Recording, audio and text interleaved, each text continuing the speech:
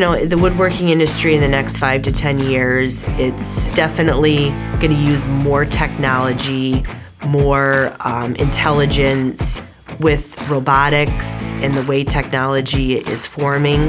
It wouldn't put it past me in 10 years that, we could be sitting here, somebody at home entering orders, it goes into a queue, somebody else is sitting at their home office, they're optimizing and batching.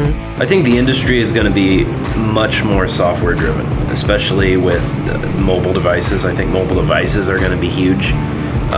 You're going to have a lot of even the shop floor guys using mobile devices. I'd really love to see augmented reality be a big part of software, with especially like the HoloLens. That'd be cool from a tech support standpoint. But I think a lot of customers are going to drive a lot of customization for job shops like us to be able to do more customization, mass customization. I understand that change is hard.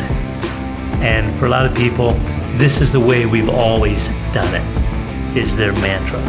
I don't think that works anymore.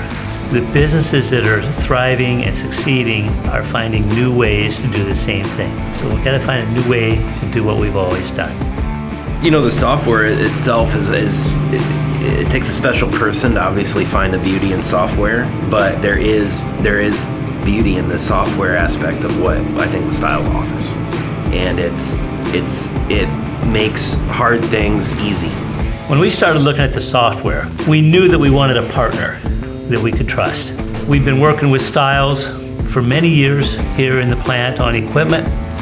They've always presented equipment, told us what it could do, and then it did what they said it could do. The software was in the same vein. They gave us a presentation, said you can do this, and we had enough background and experience with them to say, okay, we trust them.